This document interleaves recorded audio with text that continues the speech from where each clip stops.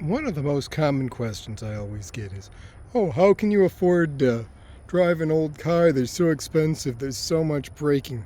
There's so much going wrong.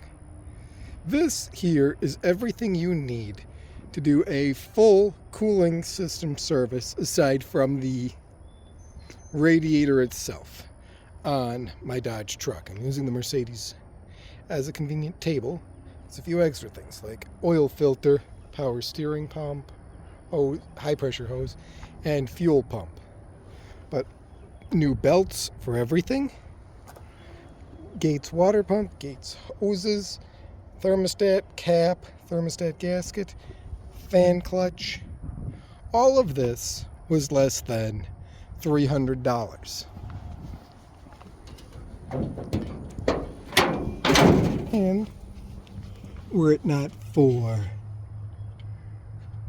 this large crack, I would just throw all of these things on today, call that done, and have a completely refreshed cooling system on this truck. But otherwise, see things like all of this play in the belt?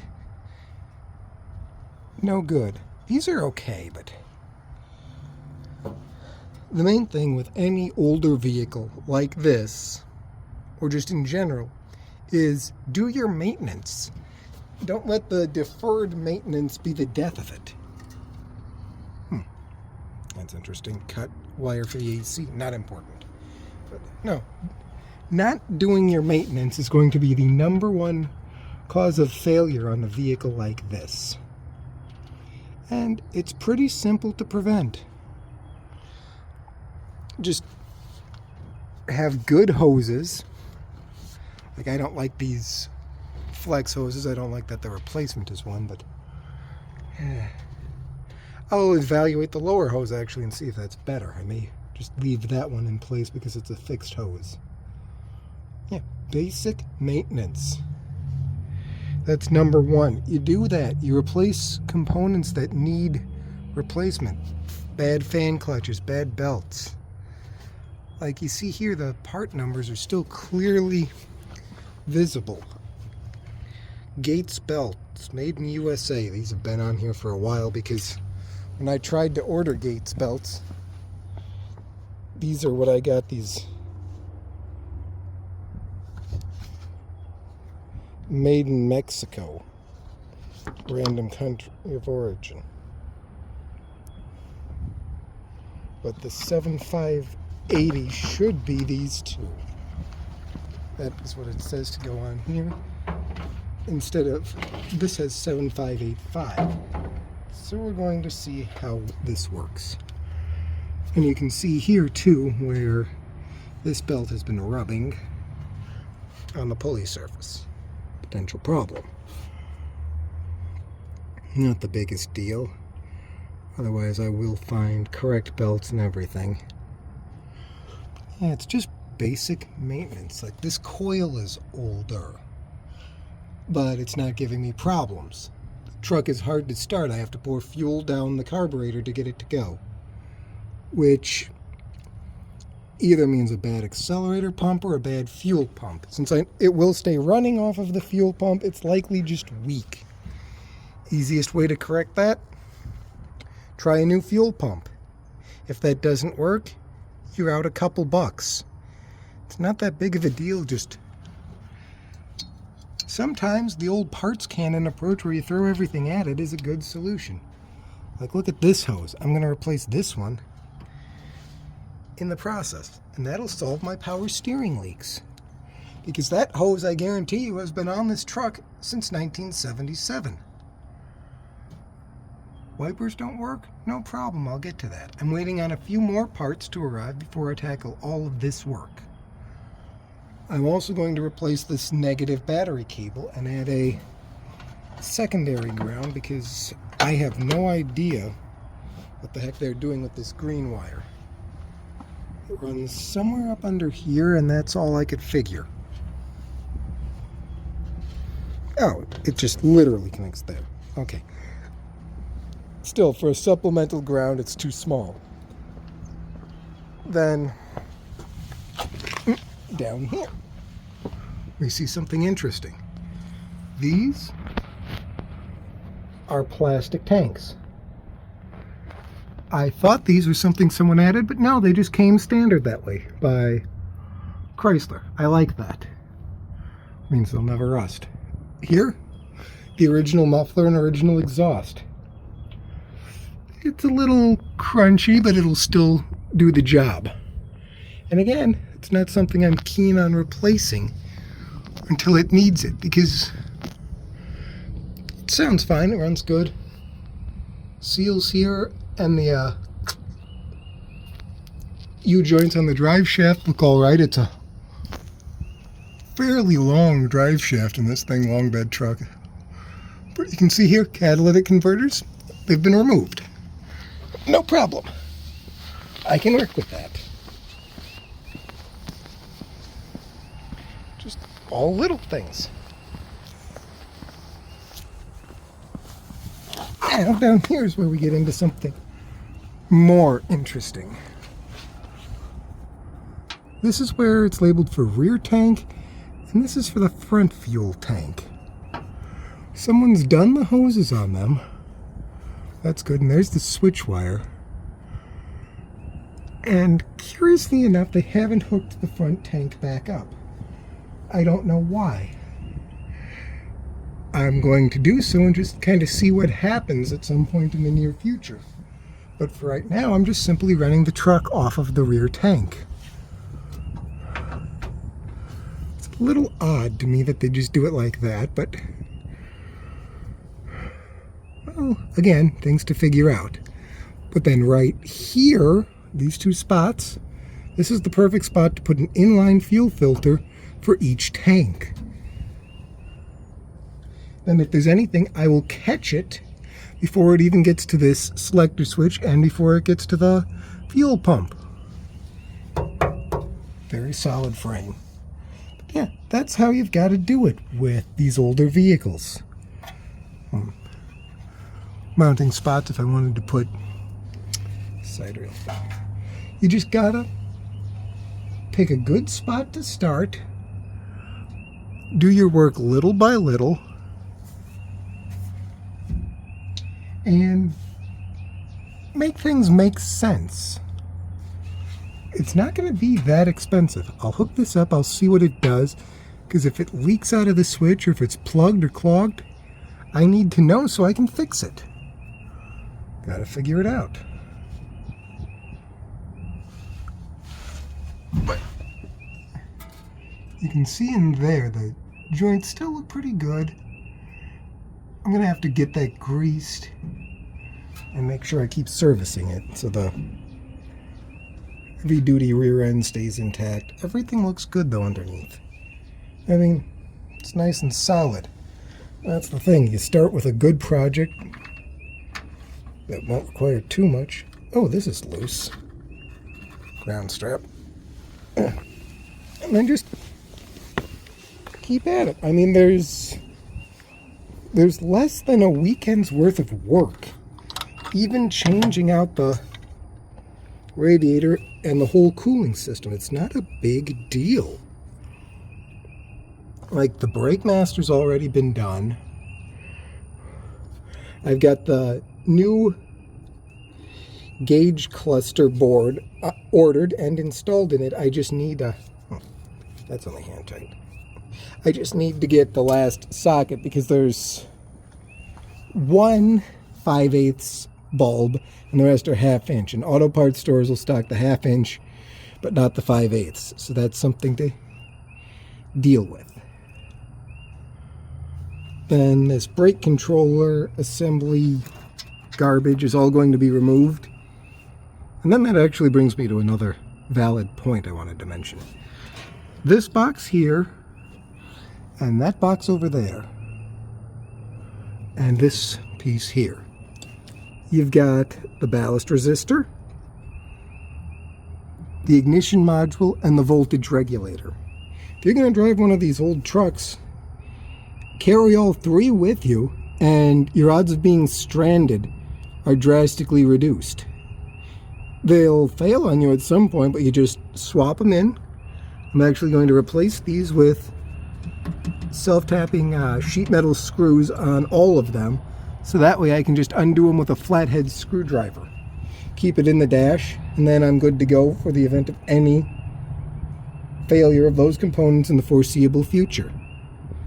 Just basic maintenance prevents most issues. And when you have a vehicle this old, you get decades of people just not doing the maintenance.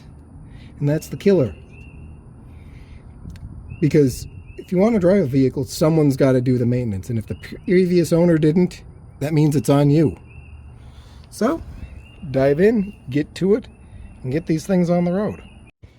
Now we're going to talk about setbacks that occur when you're working on a vehicle like this. You see this brand new fuel pump? Carter pump. Made in China, dead out of the box. Got it in, got the dang rod pushed up so that way the pump is riding correctly. But it's not working. The one it replaced, while it was working, was just weak and was not enough to pull from the tank until carb vacuumed it. So, I'm either going to have to spend a couple $100 on a heavy duty unit, or I'm going to temporarily run an electric fuel pump, which I intend to mount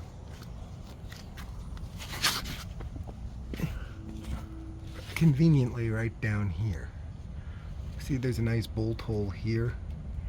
Run a bolt through the frame, electric fuel pump. Bada bing, bada boom, problem solved. Hose goes from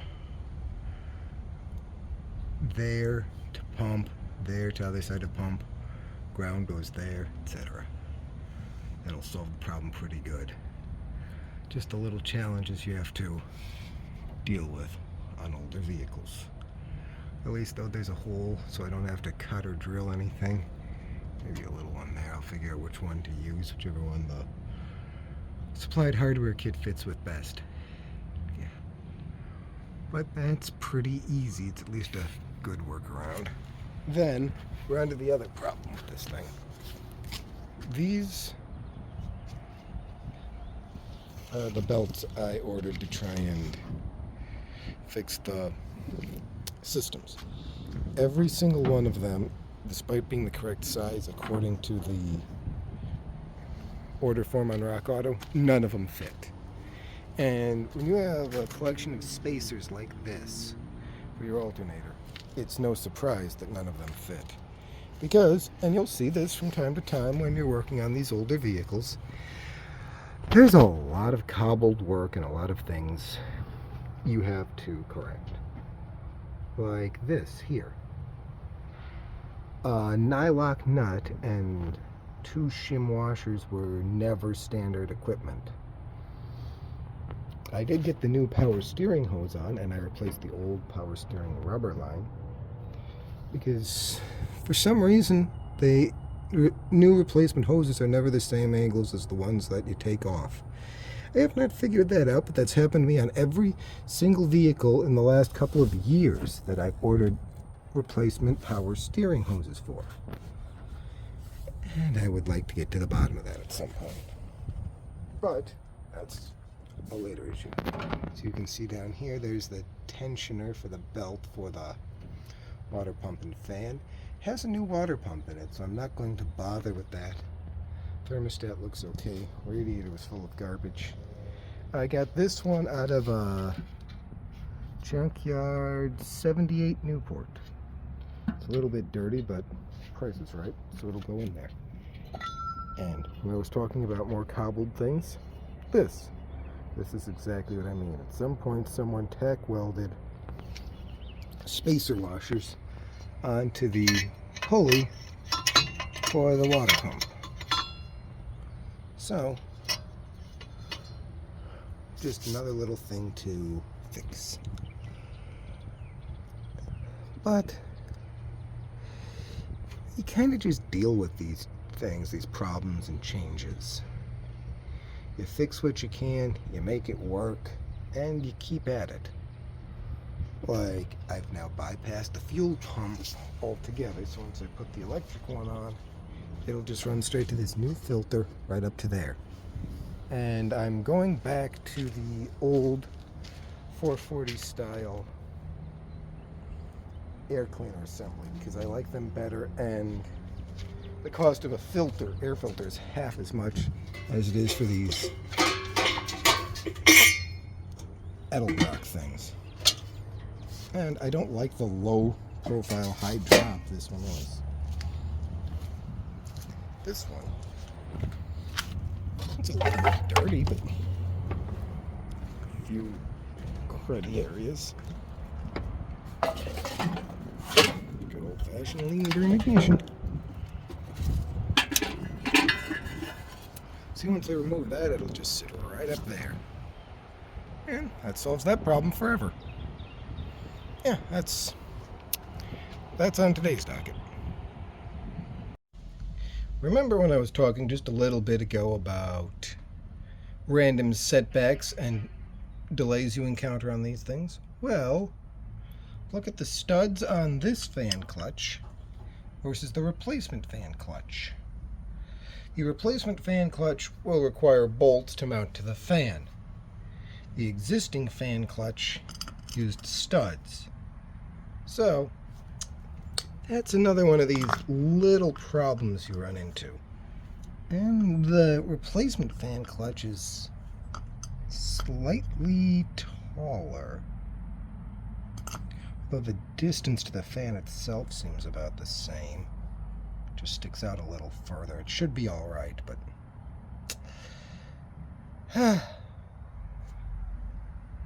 aftermarket parts every dang time.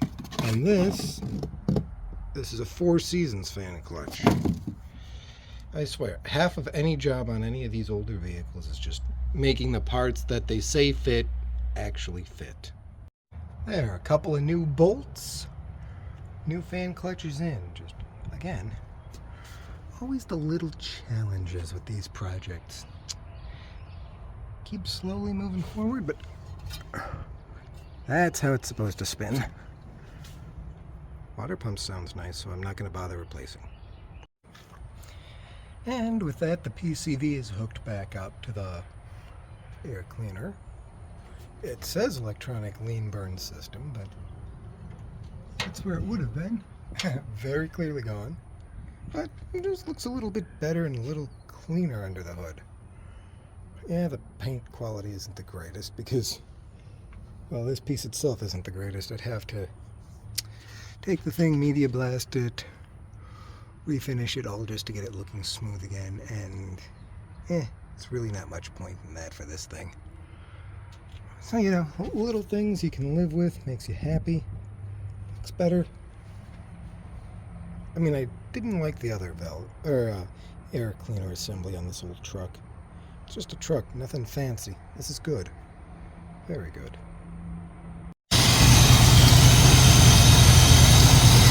And that's it running better on a replacement car.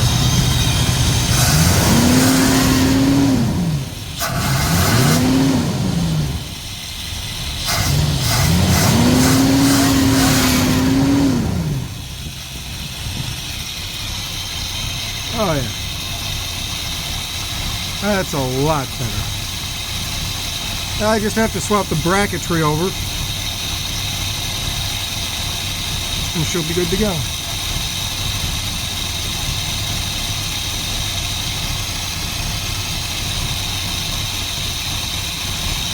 May have to up the curb idle.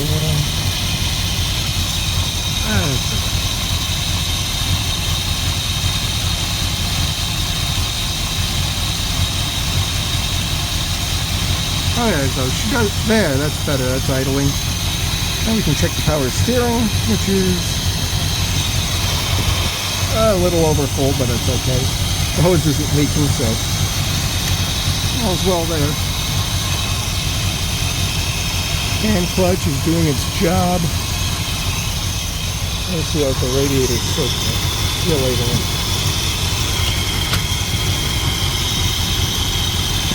Not yet, but that's fine.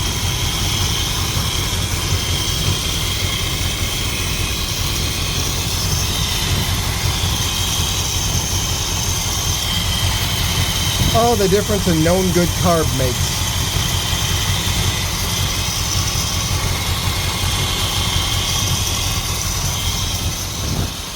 Now let's see if the fuel pump will actually pick up any.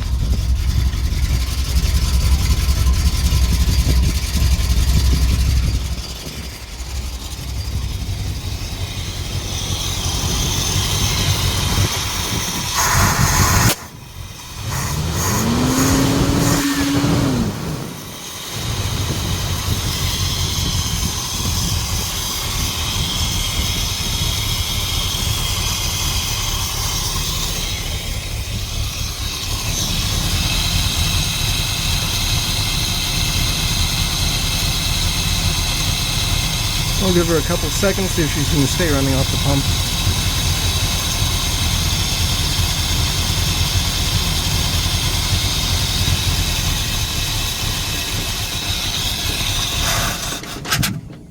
Nope. Mechanical fuel pump is definitely shot. Very good to know. Now we're going to see if all of my repairs actually finally did fix the issues.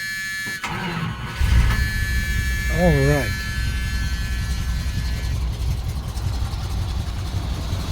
It's running well. Filters not really full of fuel. I hope it's sucking it down all right. But I had to go down here, install an electric fuel pump, make sure that the rear tank here was on the selector valve as far as that. And run this line directly to the that leaking out of the hose clamp. Oh boy, let me fix that. And there, it's no longer leaking. I had to use a little Teflon tape because no matter how much you tighten things down, they wouldn't stop leaking. Is that the right way to do it? No. Will it work? Yes. And just look at this mess. This selector switch for the front and rear tank is causing air intrusion, so it wouldn't stay running. Still not wanting to stay running well. I'm going to have to keep working on that, but it's at least doing better. Just the cobbled creations you sometimes have to go through just to keep these things going. I mean, she's going to stall out. No fuel again. God dang it. I don't know why she's not getting fuel.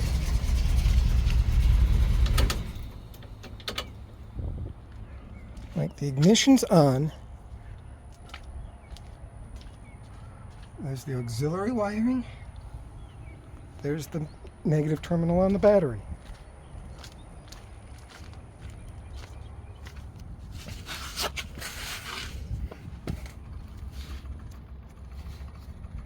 The electric fuel pump is running.